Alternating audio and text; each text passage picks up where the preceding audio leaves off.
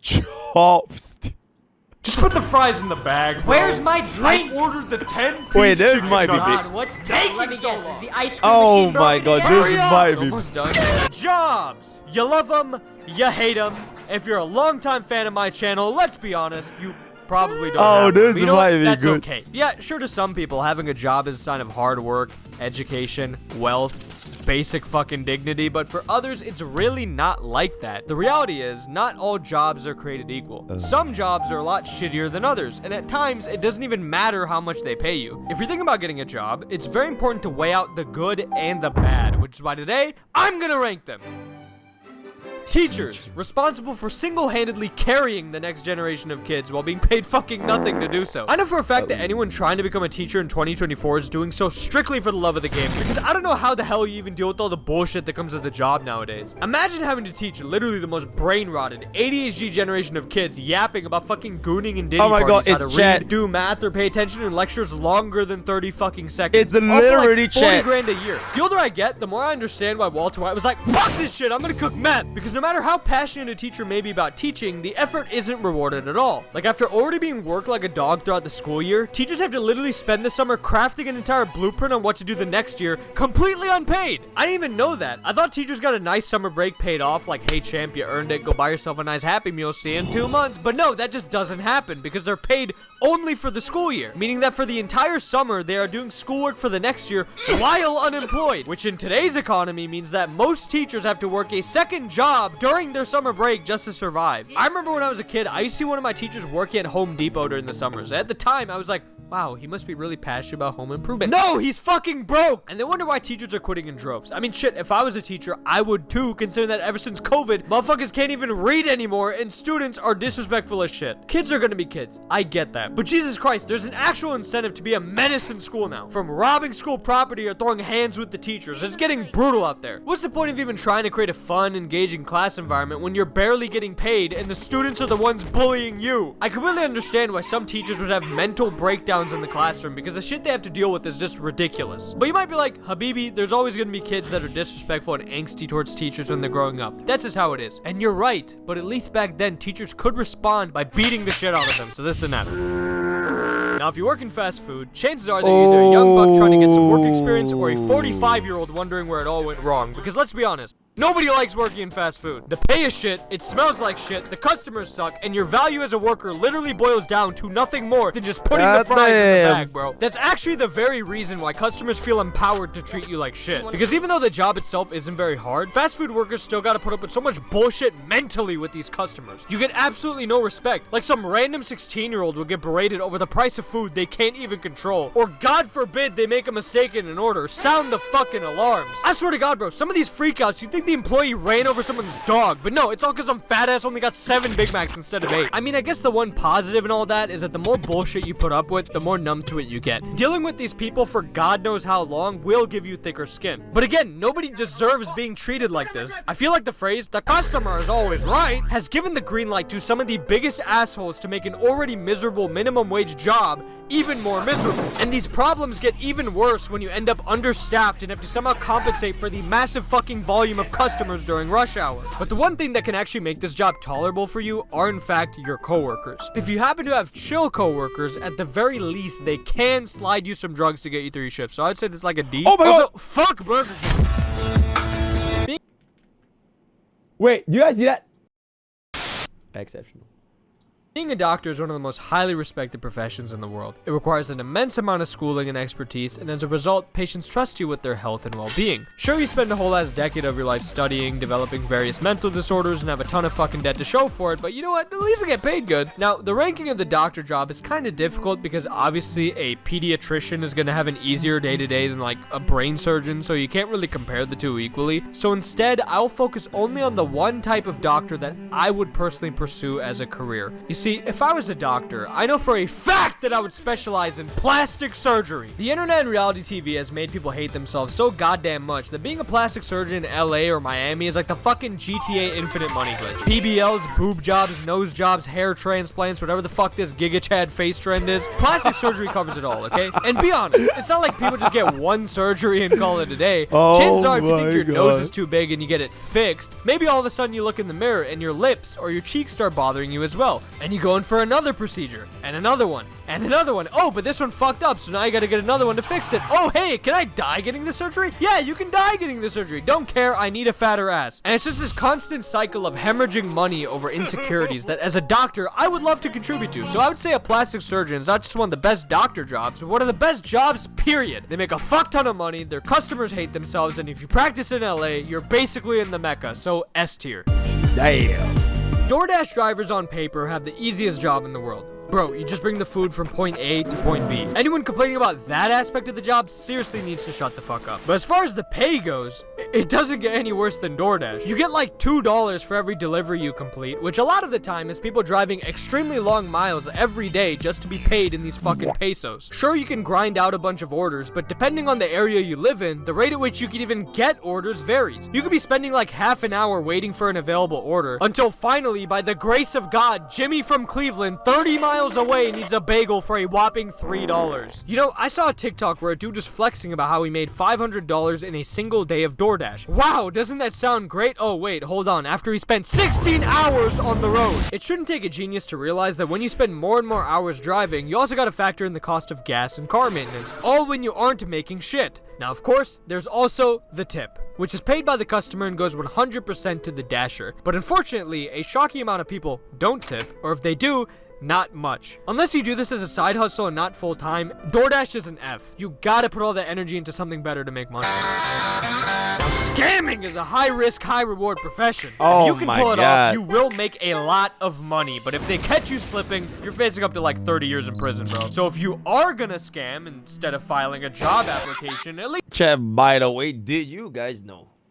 If you were to sub to this channel right here, right? If you were to sub with this channel right here, aside from the ad-free viewing experience which you can also get, which are gonna be going from Kick, you are literally gonna improve your 50-50 win rate. It has been proven, by the way. That's why when I wear the Hoya version, I pop the fuck off, and I'm like, don't wear it. It's just kind of this. So if you are gonna be sub, you actually get a little bit of the additional luck for your next 50-50. You're welcome, by the way. Please try not to commit something like bank fraud because you saw some dipshits doing it on TikTok. Stick to the low-level scams if you want to avoid prison time. But unfortunately, a lot of these low-level scams have indeed lost their aura, because unless you're over the age of 65, scamming is not as simple as Steve Johnson calling from Microsoft or the free iPhone you just won on 123 Movies. To anyone with any basic tech literacy, these scams are very obvious. You gotta dig deeper than that. Now, coming to you as a D-list YouTuber, it wasn't shocking to see my fellow creators shilling a bunch of crypto bullshit like cock token to their audiences. Many of these scams, funnily enough, came right after a pandemic that left a lot of people desperate and clinging to false hope. And with that in mind, that's exactly what you need to become an elite scammer. Personally, I think the most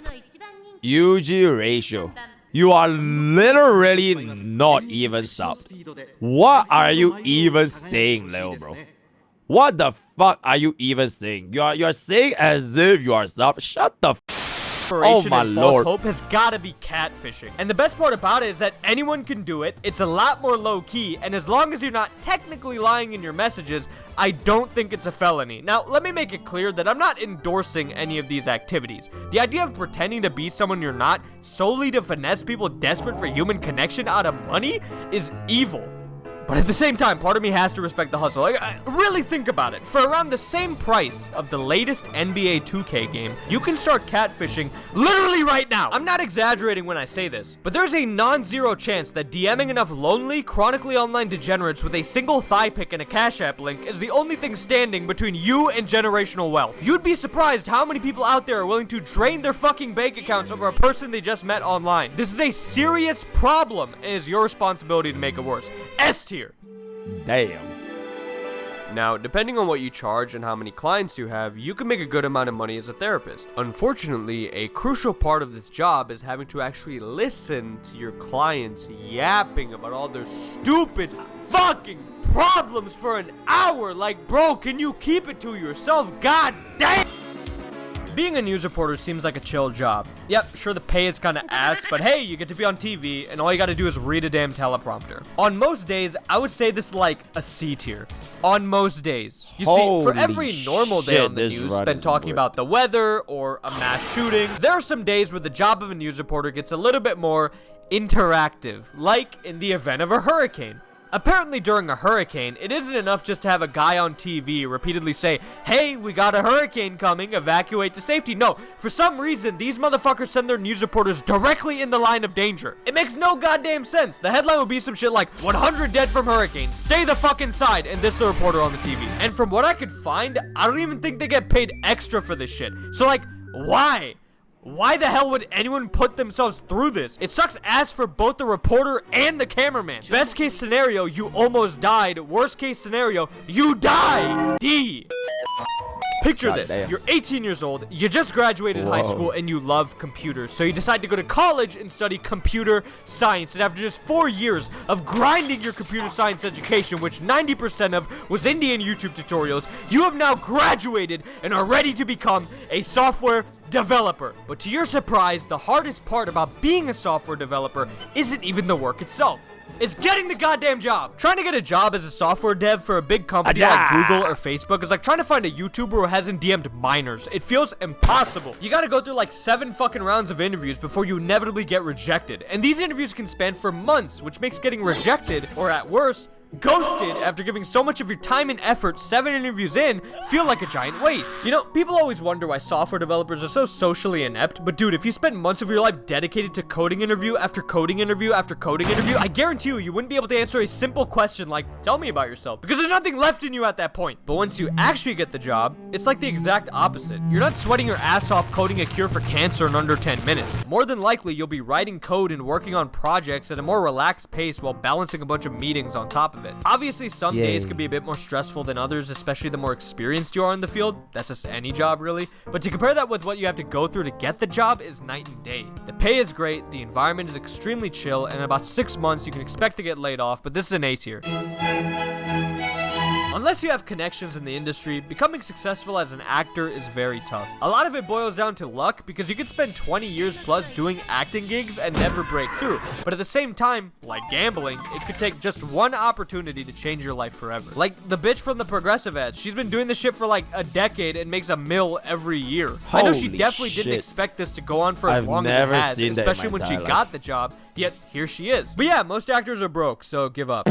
Retail and fast food kind of feel like 2 cheeks of the same ass. Still underpaid, same shitty customers, of the but just a little same less ass. stressful. I will say the nice thing about retail is that you're not constantly being pressured to deliver something to a customer like you would be working in food service. But even though that's the case, retail somehow ends up attracting the biggest NPCs on the planet that I honestly don't know how half of these people even function on a daily basis. It's like the second people walk through those sliding doors, their brain instantly turns into mush. For example, literally the second you walk into a grocery store, you will see a big ass dairy sign all the way in the back, sometimes even with a goddamn milk PNG slapped on it, telling you exactly where to find the milk. Yet somehow, these motherfuckers will be mindlessly roaming around searching for the fucking One Piece until eventually asking you, the employee, where it happens to be. And this doesn't just happen in the dairy aisle, it happens in every fucking department. But in the same way that retail has brain dead customers, they're also the entitled ones. These are the Karens that consistently shop at the store, bitch about the price, and then expect a discount for their loyalty. But when the cashier, who's only worked there for 2 weeks, doesn't have the authority to do that, it's typical for the Karens to start arguing and threatening things like, I'm never shopping here again, or you just lost yourself a loyal customer. Retail is also a lot slower than fast food, which makes the job so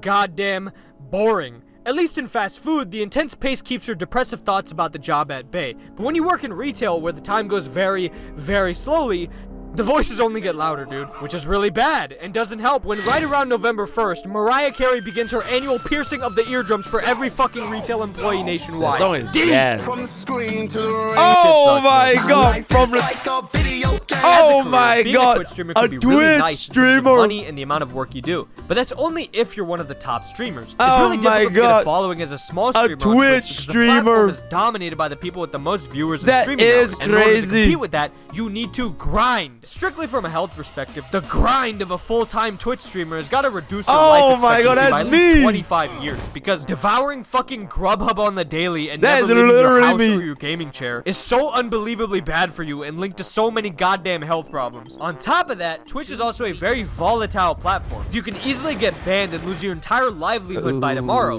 Twitch will literally drop the ban hammer on people for the dumbest shit. Yet for some reason, the top streamers and like a bunch of OnlyFans girls are immune from it. You are not competing on an equal playing field. You know what? Just to visualize this, let's play a little game. I'm gonna give you 3 choices and you tell me which one out of the 3 got a permanent ban on Twitch. A, nudity. B, getting fucked on stream. C, endorsing terrorism. The answer is none of them, thanks to the lovely moderators they have on Twitch. And dude, some of these streamers are repeat offenders, yet there are no fucking consequences. But hey, don't say the word simp, that's a no-no there, buddy. Oh my gosh, I got fast learner. That's crazy.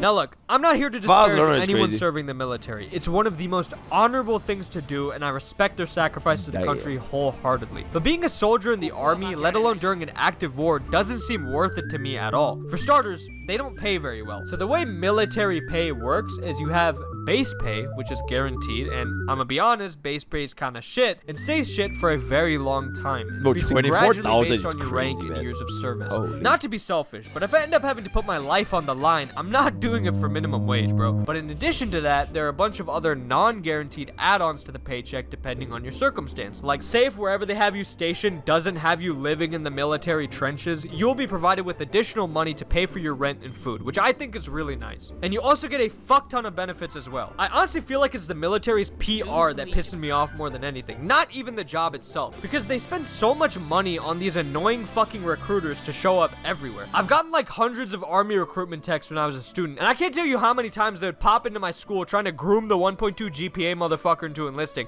They would straight up say shit like, you can get this amount of money or buy this new car, just the lowest hanging fruit. If you really need to get people in the army, go after the people that make little Dark Age World War II edits on TikTok. Leave me the fuck alone. But yeah, besides that, military is a B. So yeah, that's the list. Obviously, there are a lot more jobs I could talk about than the ones I this listed video is here, but then the clean, video man. would be too damn long. This But on video that note, is clean, man. Holy shit. 8 months ago, this video was really, really clean. Yeah. You have cooled your last cool, my man.